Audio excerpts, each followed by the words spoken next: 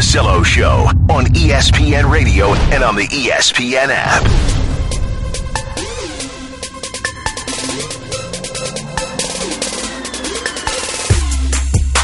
Something that's always fun to do if you enjoy other people not having a great time. And I'm not saying I did it because that's what I want to do, but everybody was checking out the Oklahoma City Thunder Reddit deal right after KD won a title, and it was vicious, as you can imagine. So we'll hit that up on TV only a little bit later. Because Adnan's here, we'll do a little movie time stuff. We were trying to figure out a way, because we've done it before with rappers, where we started the Drake-Curry comparison, if we can do it with actors and NBA players. So we'll do that a little bit later. And guest-wise, who do we have this hour? Louis Riddick is coming. Oh, Louis Riddick, that's right. 30 minutes from now. Talk to Louis Riddick about the biggest problems of this type of year for the NFL. Russillo Show with Adnan Virk today, ESPN Radio, presented by Progressive Insurance, creators of the Name Your Price tool. Choose from a range of coverage options and pick the price that works for you. Because we saw something with Golden State that we've really never seen before, we had a hard time with it, okay? So they won the title. We're 2 days removed from this whole thing, but now we're in this offseason, Adnan, of trying to figure out what does it mean now for everybody else, right? How does this happen? But is there any chance, and this is something that gets talked about a lot in NBA circles, is there any chance that the superstar players are themselves to blame for the super team we have in Golden State? And I'll give you the timeline of this.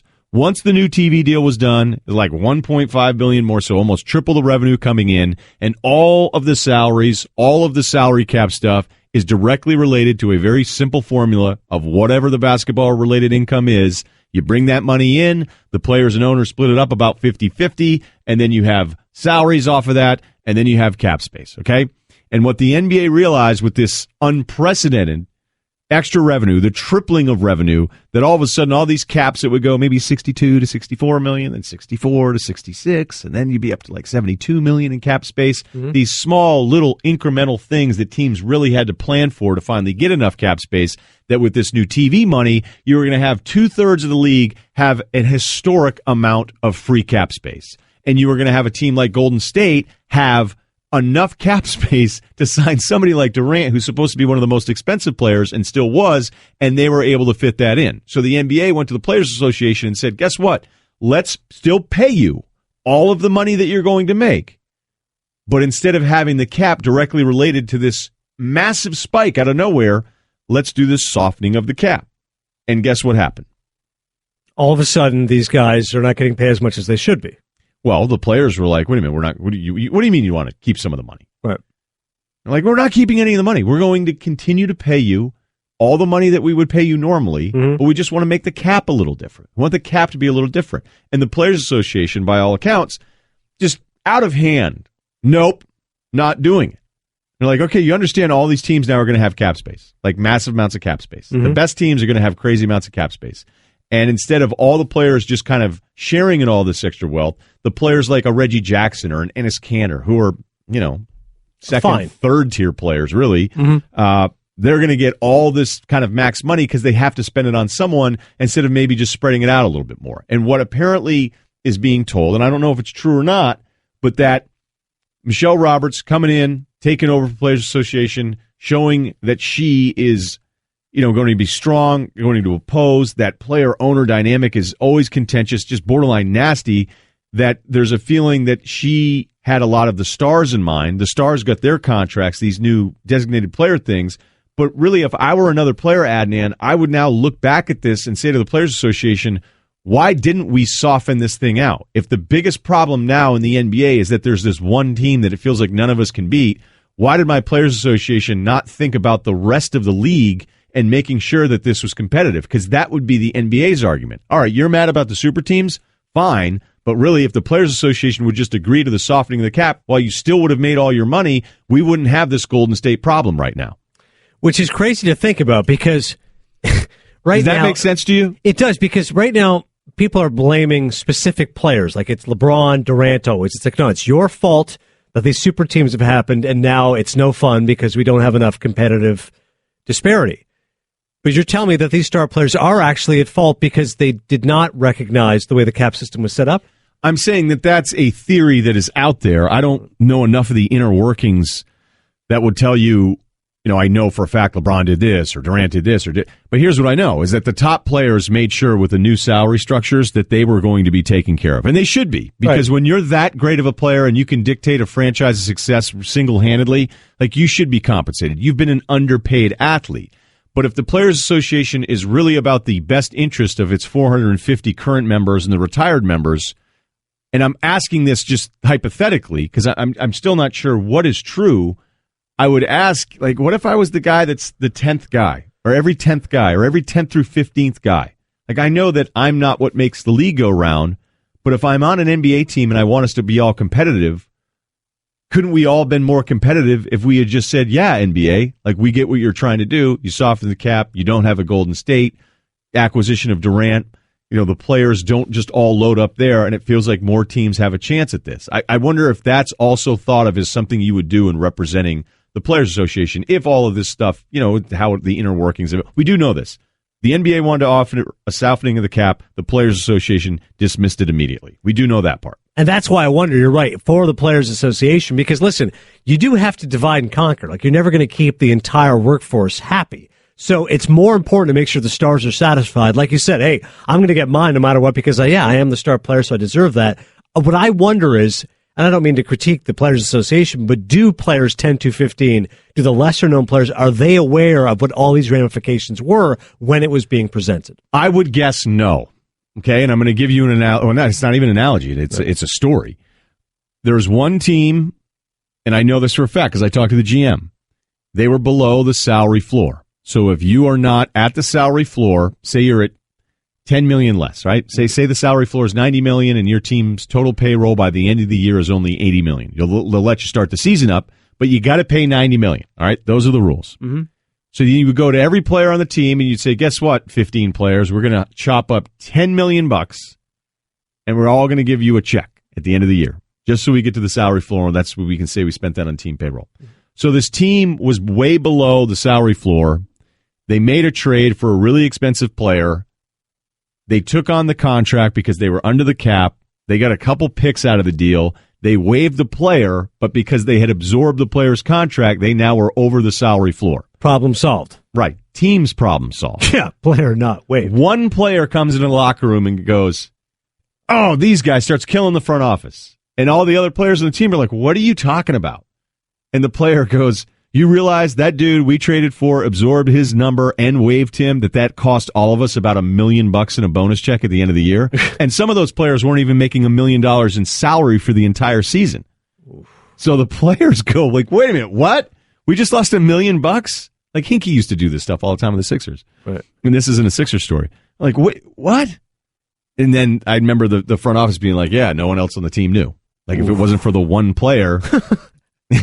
Think how mad you would be if you were making like $600,000-700,000, right? And then you were this close. If you just made it through the trade deadline, and look, I don't blame the team. They wanted to get the draft picks. Yeah, the team. That's shrewd. That's good decision making. You got to get above the cap, like you said, but still save some money. I wonder though, like how many of those players are aware of it, and how much of that would the Players Association say? Listen, there's player reps on each team. We don't have to like force feed it to these guys. The information is presented there. Here's a pamphlet. If you don't go through and read all this stuff, then that's the way it gets done. When Reggie Jackson did his deal, like max money, John Wall, and I thought John Wall was right. He brought it up as if you became a free agent in those years and not softening the cap, then you load it up. And I guess the argument was, let's not trust these guys. Take whatever you can get. We should have Michelle Roberts on again about that, because I think sometimes things have to absolutely punch you in the face and happen before you to realize that, like, what it actually is. Well, some of that was when all of a sudden Mike Conley was the highest paid player in the NBA. People go, I don't understand how this happened. And you go, well, listen, we're flush. He's up. Right. He's up. We're flush with TV money. Like you said, there is a cap. There's a number you got to spend on. So, hey, he's now worth $30 million a year, but that's where this thing's going to go. Because I could get the NBAPA going, all right, hey, they want us to soften the cap. Well, what do you mean they want to soften the cap? Oh, we're going to get our money. Like, no, we're going to get your money, but they want to soften the cap. No. Like, pay it all out now. Like, I'd read one article where I guess their counter was an advance on the TV money. So, just give me what you got now. I think it's at least worth bringing up just because I haven't heard it really anywhere else. All right, Russillo Show reminding you can watch all 3 hours of the show on ESPN News. What does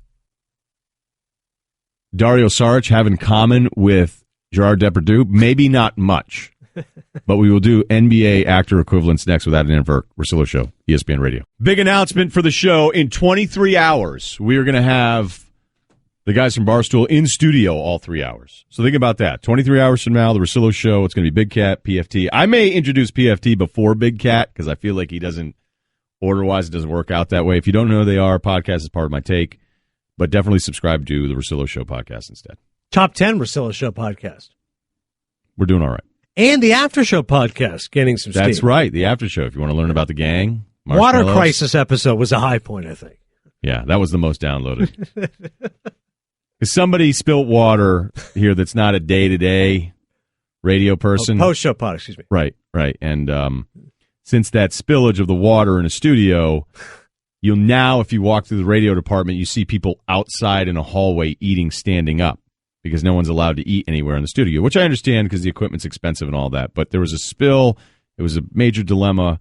And since then now, like, it's always been a rule that no one really paid attention to. Now everybody's paying attention to the rule. Yes. Then you walk down the hallway in radio, and you'll just see people standing up in water bottles everywhere. Or I saw a person eating a wrap out of their hand standing. Right. And I went, hey, you all right? And then they just absolutely just started swearing up and down about the violator who set all this stuff into place. So there's this, unfortunately, there's one person that works for kind of our outfit here, the Russillo Show, that now everyone in our entire department despises because they have to stand up and eat food. Like, and there'll be a tour going around. Like, I had a piece of chicken outside the other day, and there's a tour, and they're like, hey, and this is where we do, the Levitard Show, the Russillo Show, and there's Ryan Russillo eating chicken in front of you. And you just go, yep, hey, how's it going? Yeah. They're calling it Watergate, by the way, so that's... that is actually fitting. Pretty clever. Right. Watergate 2017, not involving Tricky Dick. It's a bit like Full Metal Jacket, Gomer Pyle kind of a thing where it's like you keep screwing up and I'm afraid people are just going to beat you with bars of soap. Right. Oh, geez. But I like the guy that it happened to, and I don't think anybody's going to beat him to death with soap. I don't, because it would be a huge HR violation. Right. And he's well-liked. He is well-liked. But there is definitely a backlash against him. There's a real... frustration. Nasty vibe going on in the department right now. So if you've noticed that on any of your favorite ESPN products, that's kind of the backstory. All right? So there you go. How about 30 for 30? Much less drama there. 33 championships, 12 NBA Finals matchups, 2 teams, 1 epic film event, Celtics-Lakers, best of enemies. The story continues tonight at 8 Eastern on ESPN, or stream the entire story now on the ESPN app. A little music, please. Okay, we did this with rappers and NBA players before. And since you're here, the number one film guy. Cinephile on the ESPN app and on iTunes. Subscribe, review. Appreciate it. So the concept is this, NBA player, actor equivalent. Do you want to go first or you want me to go first? Sure, you go first. All right, Dwight Howard is Shia LaBeouf because Dwight has tried to reinvent himself numerous times, and really no matter what he does, people still don't like him. I like it. Shia LaBeouf, definitely his star has dimmed over the years. LeBron, Leonardo DiCaprio. Best player going, best actor going. Some argue he's the greatest of all time. Has had some losses along the way. 5 times nominated best actor. What are DiCaprio's losses? He's only been nominated. He only won once. But for best actor, lost for Wolf of Wall Street. Lost for Blood Diamond. Lost for What's Eating Gilbert Grape. He shouldn't have won for Blood Diamond. Should have won for Gilbert Grape. Who did he lose to? Gilbert Grape. Gilbert Grape. I had to look at that. A supporting actor. But Aviator, I always said he should have won, but he lost to Jamie Foxx for Ryen. He was great in that movie. So, yeah, that's tough. But great champions, Leo and LeBron. Okay, all right. I got another one. Yeah. DeMarcus Cousins is Vin Diesel. Big numbers. Head case, yeah. But is he any good? Okay, yeah. But all right, Vin Diesel, no. I didn't say head case. No, big time box office. You're really loose. You're taking out entire cultures yesterday. Russell Westbrook and Joaquin Phoenix. Okay, why? Head case. Oh, so everybody's a head case now. Talented. I don't think Russ is. I think Russ is actually kind of normal. Moody. I would say fierce. Eccentric. Okay, I'll give you that. Difficult, temperamental, hostile at times, but talented. I think Phoenix is more hostile than Russ is. Remember when he was on Letterman playing like in character? It was insane. That was weird. He wouldn't answer any of Dave's questions. It was so bizarre. That's something you can see Russ doing. Wait a minute. did Phoenix do that? It That was was the documentary 20 years ago? No. 15? No. Dude, it wasn't the other day. No, it was like 7 years ago. Was it? Yeah. When he was trying to tell him he was going to become a rapper, right? Right. I'm going home or whatever the hell it was. It was a documentary Casey Affleck directed, and then he went on Letterman. It was nuts. All right. Derrick Rose, Yeah. Army Hammer. Early on, you're like, you're going to be kidding me. Youngest MVP in the history of the league. He plays the Winklevoss twins. This is incredible. Social Network. He's playing both twins at the same time. You know, I'm 6'5", and there's two of us, and then he's the Lone Ranger. Okay, that's a good guy. I like the Army Hammer one. That one actually makes a lot of sense. That's pretty good. You don't like this game as much as me, I'm sensing early on. How about Kawhi Leonard as Kevin Spacey? Okay. Versatile. Listen, Kevin Spacey just hosted the Tonys, hit show on Netflix, Academy Award One's winner. white, though. American. Well, that's a nuance that can be ignored in this case. Okay. American Beauty won an Oscar. Usual Suspects won an Oscar. Kawhi Leonard does everything great, unassuming. Spacey's low-key. See, I went with Gosling for Kawhi, but then I crossed it off. Why'd you cross it off? It's just understated, but everybody loves him. Feels like it's a home run every single time. There's no, like, what are the Ryan Gosling complaints? Yeah, too handsome. Besides, we don't get to see him enough. Too Canadian. He wears a shirt too often. Right? Okay. Feel like I got a couple others here. Mm-hmm. Karl Anthony Towns, Jack Gleason. You remember Jack Gleason? I don't. Joffrey in Game of Thrones. Also was in Batman Begins when he was a little kid. Massive upside. You feel like you'd want to start a franchise with him. I mean, he is so unlikable at like 20 years old playing King Joffrey in Game of Thrones. Just his face alone in that TV show makes you despise him.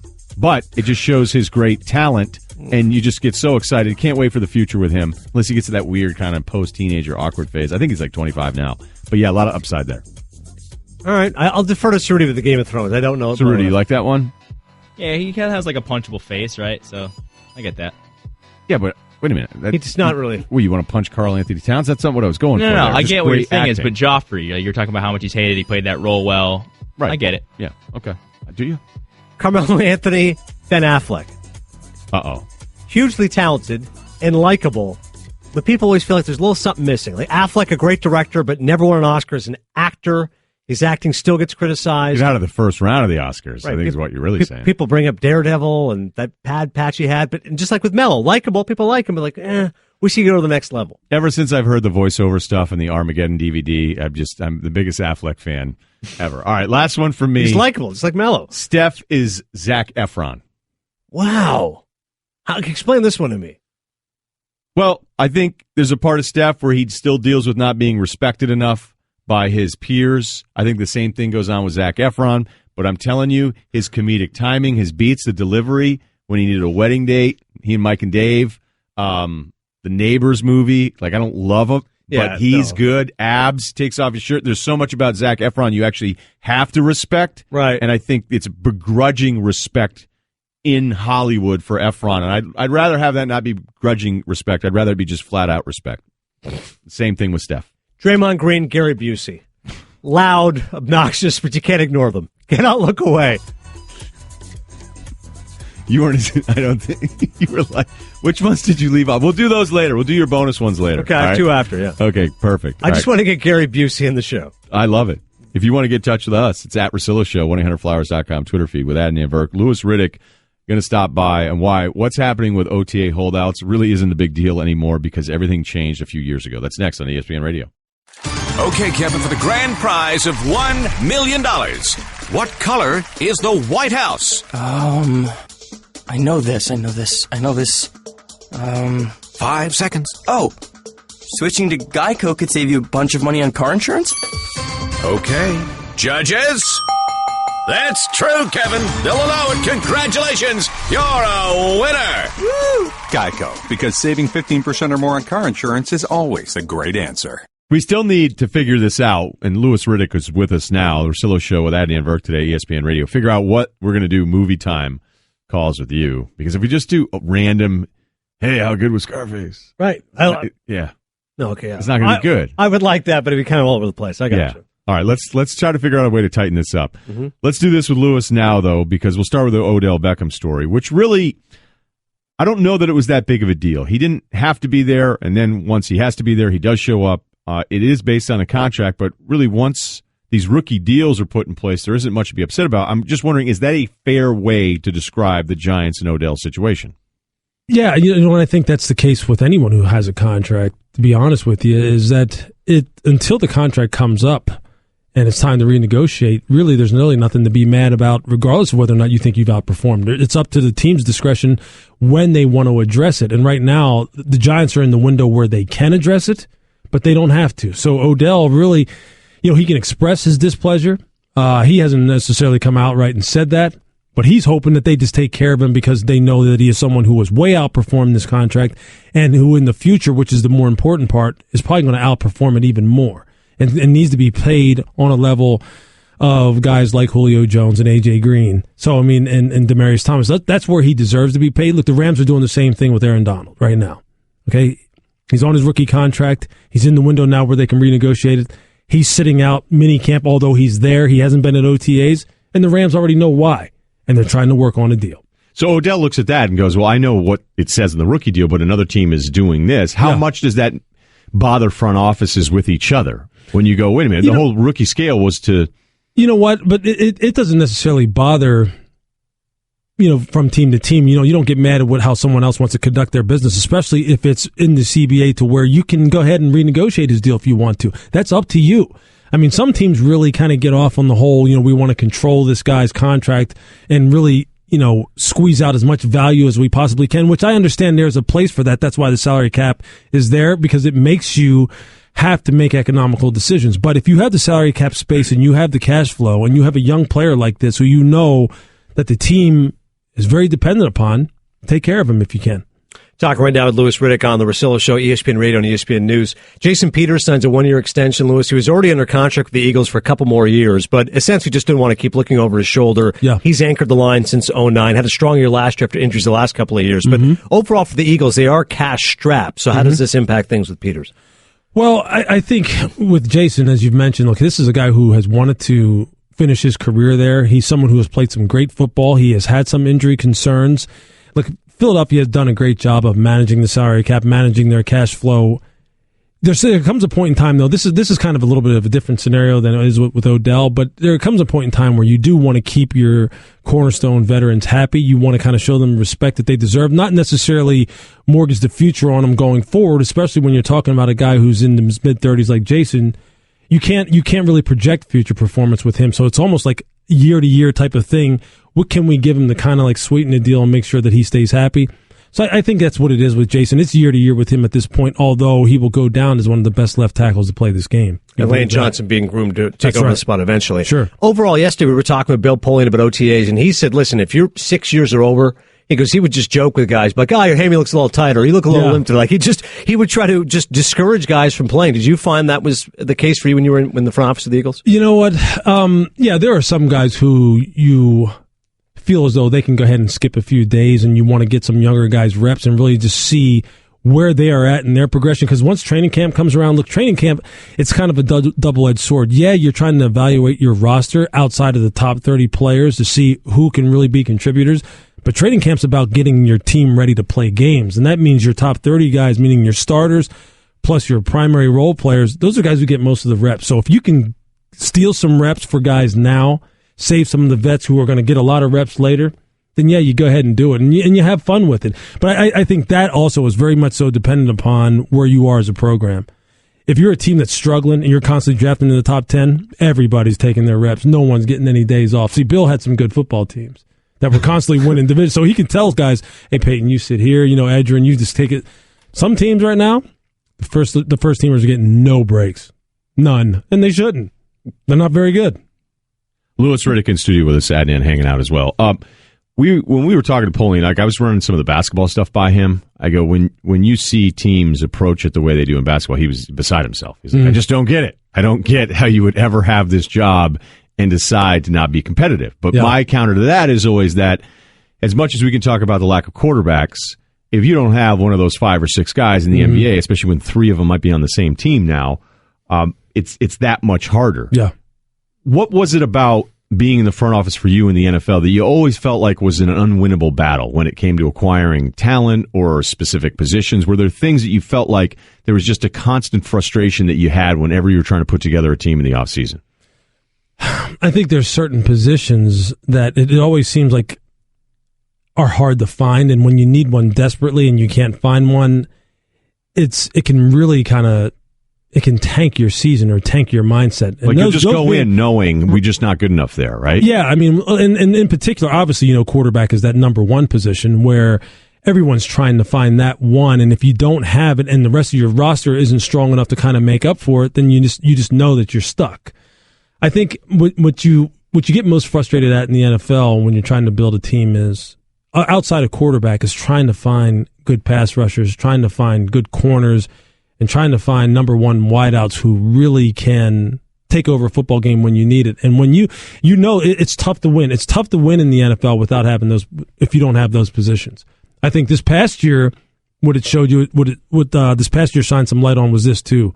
Offensive line play, big men on the offensive side of the ball on the offensive lines right now are driving people nuts as far as trying to find enough of them that can work in concert and keep your quarterback healthy, because it just tanked the Minnesota Vikings season. Tanked it. Absolutely destroyed it. It's called into question Andrew Luck's career because of the number of hits that he's taken. So I think that's another area. Offensive line play and some of those other critical positions, you just know, man, if I'm not in position to draft one high, teams aren't getting rid of those kind of players. It's tough to get them. All right, cool. Thanks a lot, Lewis. Appreciate it. Louis Riddick joining us in studio, giving you the Straight Talk, brought to you by Straight Talk Wireless. Best phones, best networks, no contracts. We're going to take calls about movies. We're going to have structure with this. Movie Face-Off. First installment ever right now. You can call up Adnan, and you and your buddies are debating two movies. Which one's better? Adnan will settle it now. Two movies, only one can win. Movie Face-Off with Adnan Virk. 888-SAY-ESPN, 888-729-3776. Russillo Show, ESPN Radio. Full lines, people really excited about this. It makes a ton of sense, if you ask me. We got Adnan Virk with us today. They want to talk movies. Your podcast, Cinephile, is one of the growing art house pods, right? Is that the category it's under? No, it's under Film and TV. Okay. It's on iTunes, Cinephile, ESPN on Twitter, and on Instagram. Top 10 right now of the original podcast we do here. I don't know specifics beyond that, but we're doing all right. I was watching that Seinfeld episode where they go to get the employee selections. And Seinfeld, Cerruti's looking at me being like, what? Yeah. But they have that, remember that part? Cerruti's seen Seinfeld before. Yeah. But Elaine goes, and she's like, oh, Vincent. And then Kramer comes up. He goes, Vincent's an art house goon. All right, let's do this. 888-SAY-ESPN, 888-729-3776. Movie Face-Off. You ask Adnan two movies, debating with your buddies which one's been better. He will settle the debate now. Go, Jeff, Indiana. John Wick 1 or John Wick 2? John Wick 1. I mean, listen, I generally will not side with the sequel because I just favor the fact the original has originality in its favor. Terrific action. John Wick was a real surprise how good it was. Sequel held up, but not as good as the first. Okay. First one is so sneaky good once you get over that it's just kind of crazy. Right? Yeah, I mean, listen, it is the shooting essence of an action people movie. with a punch, right? Like the punch shooting, just insane. You don't see that with the HK VP9. Mm-hmm. Let's go to Steve in Maine. Billy Madison or Happy Gilmore? More of a Happy Gilmore guy, just because I like the Bob Barker cameo. Both are funny. I mean, they're definitely in that Adam Sandler wheelhouse. I mean, they're not Mr. Deeds, because I love Turturro, but I will side with Happy Gilmore. The golf wins out. Freeze Pops is losing his mind. He loves Billy No, Madison. Billy Madison is the GOAT. A lot of goats out there. Last few years, the goat population has been just decimated. Have your goat spayed or neutered. Let's go to Cody in Alabama. The Shawshank Redemption or Goodfellas? Goodfellas, come on. I mean, listen, I understand why you're putting the two together because of rewatchability, and both are often on television. Of course, Goodfellas heavily edited, but Shawshank Redemption you'll get on TNT all the time. Both are wonderful films, but obviously Goodfellas is one of my favorite movies of all time. Goodfellas, hands down winner. Grant in Texas, you're on Movie Face-Off. Going with Fracture or going with A Few Good Men? Oh, Fracture out of the box there. Okay, I hadn't thought about that movie in a while, but A Few Good Men. Actually, I just saw it again recently. Just watched the courtroom scene. Aaron Sorkin script, terrific. verbal jousting between Nicholson and Cruz. Epic. You Can't Handle the Truth, of course, and all the catchphrases. Kevin Bacon's in the cast. Demi Moore. Whole thing's excellent. I'm going to go with A Few Good Men. Early Gosling as Willie Beecham. Yeah, very good. Rob Reiner directed, too. People always surprised by Shout that. out to Double R. Yeah. Let's go to Don in Vermont. Hey, Don. Hey, big fan. What do you think of Howard the Duck or Goonies? Howard the Duck's pretty atrocious. Whenever people mention George Lucas, things he regrets, he actually produced that. Howard the Duck is awful. Goonies, runaway winner, coming-of-age tale, mid-'80s. I believe it's one of Stugatz's favorites, too. It's Goonies got everything. Goonies has got everything. Funny, sweet, charming. Make-out scene. Yeah, classic 80s movie, which means Rudy would probably hate Josh it. Brolin went as himself recently at a Halloween party. Oh, he did? From the Goonies. That's pretty well, cool. recently. It's not like Halloween was the other day. I don't know. For some reason, I ended up on his Instagram, so. That's okay. Josh Brolin seems like he's having a good time. Rudy hates him. Don in Vermont, was that him? Yeah. Yeah, why don't you just go? That's okay. Does it Don in Vermont? No, it's Wade in sorry, Oregon. We Wade just in spoke Oregon. with Don, yeah. Wade A mustached Charles Bronson in Death Wish versus a clean-shaven Clint Eastwood in Dirty Harry. Clean-shaven Clint Eastwood. I mean, Dirty Harry, that was iconic film. I mean, now it gets a lot of blowback because people are like, hang on a second, this guy's just this vigilante, although Bronson obviously was similar in that vein as well. I don't want to go anti-mustache Bronson, but I'm going to go clean-shaven Clint Eastwood. Just celebrated a birthday, by the way, 87 years old. Bronson? No, Clint Eastwood did. Clint. Oh, Yeah. all right. Clint the winner. All right, let's do Sean in Michigan. Hey, good to hear. Shutter Island or Inception? Which was better? Wait a minute, what was the first one? He says Shutter Island, which I love. Oh, jeez. I'll go. What? No, I love Shutter Island. It's terrible. No, it's great. Shutter Island's excellent. This is the most offensive thing I've heard all week. But I'll go with Inception, only because it's Cerruti and Russillo, and you guys will go crazy if I don't say it. But I love Shutter Island. You think Shutter Island's better than Inception? Will you drive home today going, I kind of regret that I gave in to those guys? I won't regret it, because I think Shutter Island is not great. It has its flaws, but I do like it more than most. DiCaprio, Prisoner of the Mind, Mark Ruffalo. Inception's perfect. I don't know if Inception's perfect. It's a great movie. I'll go with Inception. But it's more Cerruti Russillo. I don't want to hear the backlash. His accent's terrible. When he says Marshalls, like every other word. And Shutter Island? Terrible. Minor quibble if you're going to crush a guy for an accent. Okay. Yeah. That's the basis of the disagreement with Shutter Island? Let's go. Let's keep going. Good John in movie. Alabama. Adnan, Alien or Aliens? Aliens, the rare sequel that is better than the original. I will go with Aliens in this case. Very good call there. Good question, because Sigourney Weaver, of course, both more action in Aliens, which is James Cameron. I believe Alien, the original, is Ridley Scott. Matt, Virginia. Good Will Hunting or Dumber and Dumber 2? Good Will Hunting. Dumb and Dumber 2. Russillo actually saw in the theater. Atrocious. No. Dumber and Dumberer. Oh, that's the one you saw. Okay. Yeah. Dumb and Dumber 2 is a separate issue. Not as good as the original Dumb and I Dumber. fell asleep. Good Will Hunting. How do you like them apples? Won an Oscar for Affleck and Damon. Great screenplay. And Robin Williams, wonderful performance. Devin in Miami. Yes, good job, Adnan. Go. Hello, yeah, I got Gladiator and 300. Wait, what was it? Say it again. Gladiator and 300. Oh, Gladiator 300. Gladiator, I'll go with of those two. I love Gladiator. Epic scope. Joaquin Phoenix, excellent. Orso won an Oscar. One more. Anthony in Vegas. Squeeze us in. Line 4. Let's do Mighty Ducks and Sandlot. That's what we squeeze in at the buzzer? Mighty Ducks. I'll take it over the Sandlot. Sandlot's all right. Smallman now upset. Yeah, Smallman loves the Sandlot. There are definitely Sandlot people. Great colleague, baseball producer, loves the Sandlot. I'll go Mighty Ducks. Emilio Estevez. I'm starting to think Smallman's related to Bud Selig or something.